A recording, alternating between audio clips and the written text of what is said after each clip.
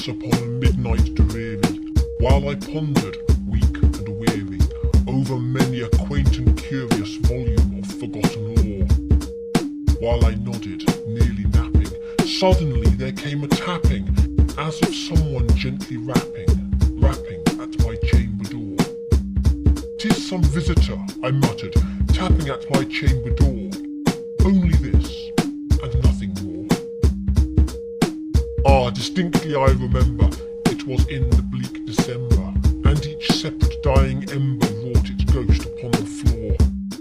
Eagerly I wished the morrow, vainly I had sought to borrow from my books surcease of sorrow for the lost Lenore, for the rare and radiant maiden whom the angels name Lenore, nameless here forevermore. And the silken, sad, uncertain rustling of each purple curtain thrilled me, filled me with fantastic terrors never felt before, so that now, to still the beating of my heart, I stood repeating, "'Tis some visitor entreating entrance at my chamber door, some late visitor entreating entrance at my chamber door. This it is, and nothing more." Presently my soul grew stronger, hesitating then no longer. "Sir," said I, "or madam, truly your forgiveness I implore. But the fact is I was napping, and so gently you came rapping, and so faintly you came tapping at my chamber door, that I scarce was sure I heard you."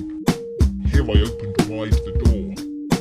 Darkness there, and nothing more.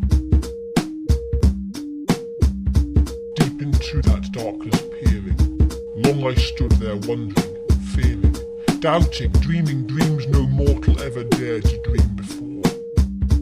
But the silence was unbroken, and the stillness gave no token, and the only word there spoken was the whispered word Lenore.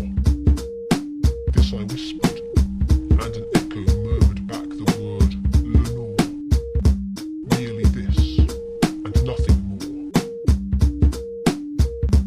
Back into the chamber turning, all my soul within me burning, soon again I heard a tapping, somewhat louder than before. "Surely," said I, "surely that is something at my window lattice. Let me see then what thereat is, and this mystery explore. Let my heart be still a moment, and this mystery explore. 'Tis the wind, and nothing more." Open here I flung the shutter, when, with many a flirt and flutter, in there stepped a stately raven of the saintly days of yore. Not the least obeisance made he, not an instant stopped or stayed he, but with mien of lord and lady perched above my chamber door, perched upon a bust of Pallas just above my chamber door, perched and sat, and nothing more. Then this ebony bird beguiling my sad fancy into smiling, by the grave and stern decorum of the countenance it wore. "Though thy crest be shorn and shaven, thou," I said, "art sure no craven, ghastly, grim, and ancient raven wandering from the nightly shore. Tell me what thy lordly name is in the night's plutonium shore." Quoth the raven, "Nevermore."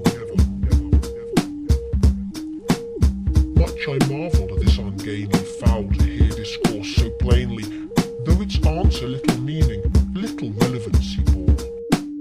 For we cannot help agreeing that no living human being ever yet was blessed with seeing a bird above his chamber door, bird or beast upon the sculptured bust above his chamber door, with such a name as never.